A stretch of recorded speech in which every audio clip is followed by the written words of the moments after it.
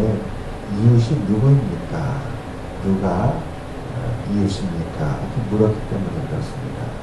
율법교사가 이웃에 대해서 물었던 이유는 그 앞에 있었던 예수님과의 대화 때문입니다. 이 율법교사가 예수님께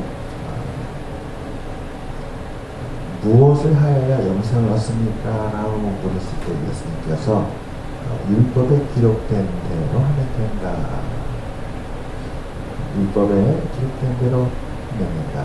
율법에는 어떻게 해야 영생을 얻느냐라고 기록되어 있느냐 이렇게 물었습니다. 그러자 그 율법교사는 율법을 늘 공부하고 가르치는 교사이기 때문에 율법에 기록되어 있는 말씀, 다시 말하면 모세 오경에 기록된 말씀을 다시 예수님께 그대로 전했습니다. 모세 오경에 보면 하나님을 마음을 다하고 뜻을 다하고 힘을 다하고 목숨을 다해 사랑하는 것, 그래야 영생을 얻고, 또 하나는 이웃을 자기 자신같이 사랑하는 것, 그래야 영생을 얻는다. 다시 말하면 율법의 대강령을 예수님께 말했던 것입니다. 그러자 예수님께서 그 율법 교사에게 율법에 기록된 대로 하나님을 사랑하고 이웃을 자신과 같이 사랑하라, 그대로 실천하라, 그렇게 예수님께서 율법 교사에 말했던 것입니다. 그대로 율법 말씀대로 실천하면 영생을 얻을 것이다. 그러자 이 율법 교사가 예수님께 이렇게 질문합니다. 오늘 말씀 앞절에 보게 되면 28절에 이렇게 기록되어 있습니다. 29절에 그 사람이 자기를 옳게 보이려고 예수께 여짜오되 그러면 내 이웃이 누구입니까? 자기가 예수님 앞에 옳게 보이려고 이웃이 누구입니까? 라고 물었던 것이었습니다. 그는 율법 교사이기 때문에 율법이 말한 대로 이웃을 자신의 몸같이 사랑했는데, 유대인에게 있어서 이웃이라는 것은 신분적으로는 같은 유대인이어야 되고요, 그다음에 혈통적으로는 하나님을 믿는 이스라엘 사람이어야 됩니다. 이스라엘 백성이어야 합니다. 제한된 이웃이지요. 그 이웃이라는 개념이 모두에게 열려있는 것이 아니라 유대인, 특별히 이스라엘 백성으로 제한되어 있습니다. 그래서 그는 자신이 율법 교사이기 때문에, 교사는 하나님의 말씀을 그대로 실천해야 되는 책임이 있잖아요. 그러니까 자신은 말씀대로 유대인을 또 이스라엘 백성을 사랑했다라는 것을 드러내 보이기 위해서 예수님께 물었던 것이라고 합니다. 내 이웃이 누구입니까? 저는 그 이웃이라고 생각하는 유대인들, 그 이스라엘 백성들을 사랑해왔습니다. 그래서 율법 앞에 저는 흠이 없습니다. 이 이야기를 하려는 것이었죠. 예수님은 사람의 마음을 통찰하십니다. 그의 잘못이 무엇인지, 그가 어디에서 부족한지를 아시고, 주님은 오늘 이 예화, 이 비유를 들었던 것입니다. 이 비유를 할 때에 예수님은 어떤 사람이 예루살렘에서 여리고로 내려가다 강도를 만났다.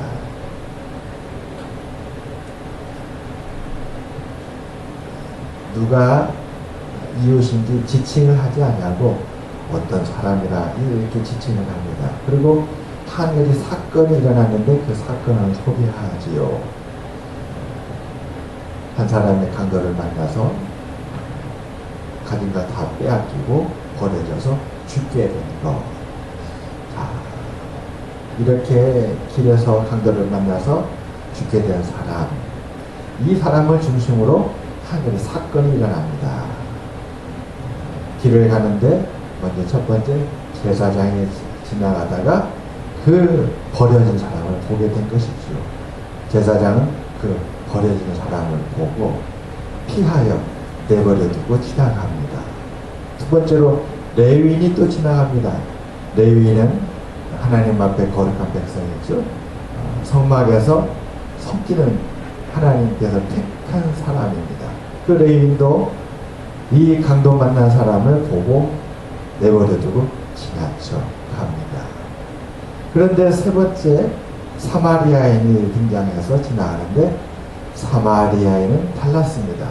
사마리아인은 그 강도 만나서 버려진 사람을 정성껏 돌보아 주었던 것이었습니다. 정성껏 돌보아 준 이 한 사건을 통해서 예수님께서 이 율법교사에게 다시 묻는 것입니다. 누가 강도 만난 자 이웃이 되겠느냐? 유대인에게 이웃이 누구니까 묻게 되면 유대인들은 그들이 태어날 때부터 배우고 알고 있었던 이웃의 생각, 이웃에 대해서 배운 그대로 대답을 합니다. 어렸을 때부터 이웃은 누구인가 고정관념이 있었던 것입니다. 그 고정관념 속에 사마리아인은 결코 이웃이 아니었습니다. 사마리아인은 유대인에게 결코 이웃이 아니었고 제외되었던 인물들입니다. 예수님께서 이 율법교사에게 이웃의 진정한 의미, 누가 참된 의미인가, 정말 이웃에 대해서 올바르게 판단할 수 있도록 이렇게 비유를 들었던 것이었습니다. 특정인 사람을 지칭하지 않냐고 어떤 사람이 이와 같은 이와 같이 강도를 만나서 버려두게 되었고, 그런데 그 사람을 제사장 레위인은 다 지나쳐갔는데 유대인들이 결코 이웃으로 보지 아니하고 이웃에서 제외시키는 그 사마리아인 그만 유독이 강도 만난 사람을 정성껏 돌봐줬던 것이었습니다.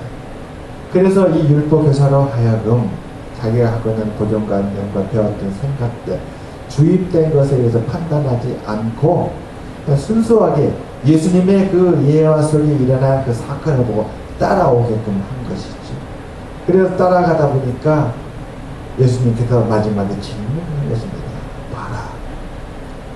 이렇게 억울하게 강도를 만났고 피해자가 됐고 아픔을 겪고 이제 내버려두면 죽을 수밖에 없는 그 사람을 이 사마리아는 불쌍히 여기고 그에게 자비를 베풀어 주소. 그래서 살렸지 아니하느냐. 자, 양심적으로 생각해보라. 이 세 사람 중에 누가 이 강도 만난 자의 진정한 이웃이겠느냐. 그럴 때에 이 율법교사는 양심이 말하는 대로 대답하지 않을 수 없었던 것이었습니다. 너무나도 분명하잖아요. 제사장이 이웃이라면 제사장은 자기 이웃을 내 몸같이 살아가는 율법을 지키지 못하고 외면해서 하나님의 율법을 지키지 않으려고 외면한 것이 됩니다. 레위인도 마찬가지죠. 만일 레위인이 이웃이라면 그 어떤 사람, 그의 이웃이었다면 그는 이웃을 자신과 같이 살아가는 예수님의 율법을 지키지 않았던 것이었습니다. 그러나 사마리아인은 비록 유대인에게는 이웃이 아니지만 이 율법교사는 강도 만난 자, 그가 누구인지는 모르지만 강도 만난 자가 유대인인지 유대인이 아닌지 그 사람의 사마리인지 누군지는 알지 못하지만 양심적으로 그 강도 만난 자의 이웃은 이 사마리아인이 맞습니다. 이렇게 대답했던 것입니다. 그는 대답하기를 자비를 베푼 자입니다.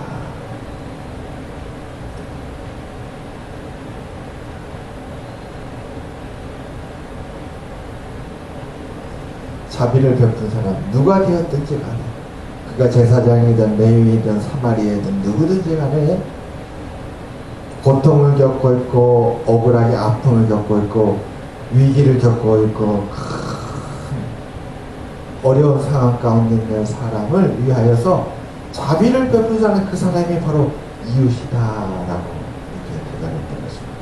그러자 예수님은 그에게 가서 너도 이와 같이 하라.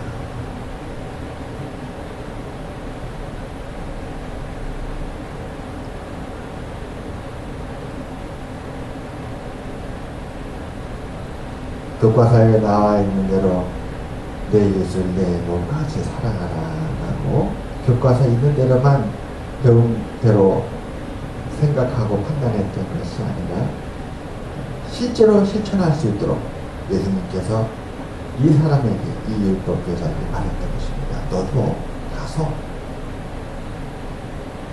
고통과 어려움과 아픔을 겪고 있는 사람, 그가 사마리아인이든 유대인이든 누구든지 간에 그에게 자비를 베풀라.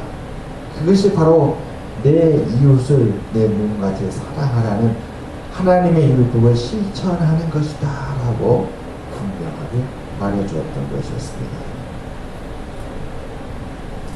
사랑하는 여러분, 예수님의 비유를 따라가면 유대인과 율법 교사도 사마리아인의 이웃이 될 수 있습니다. 사마리아인도 유대인과 율법 교사의 이웃이 될 수 있는 것입니다. 서로가 어떻게? 자비를 통해서. 비록 사마리아인으로 태어났다 할지라도, 그래서 유대인에게 외면당하는 사람이 되었다 할지라도, 그런 사마리아인도 유대인이 불쌍히 보고 자비를 베푸면 유대인은 사마리아의 이웃이 될 수 있고, 또한 사마리아인도 공경에 빠진 유대인을 위해서 자비를 베풀면 유대인과 사마리아인은 이 자비라는 것 통해서 서로 함께 이웃이 될 수 있다는 것입니다. 그래서 그것은 하나님의 율법, 내 이웃을 내 몸과 같이 사랑하라는 것을 실천하는 것이 된다는 것이지. 이렇게 예수님은 가르쳐 주었던 것이었습니다. 서로 자비를 베풀면 서로 이웃이 되고 율법을 지켜서 함께 영생이 될 수 있다. 사랑하는 여러분, 우리들도 자비를 실천하게 되시기를 주님의 이름으로 축원합니다. 기도하겠습니다. 하나님 아버지, 우리가 자비를 실천하는 데 많이 부족합니다. 우리를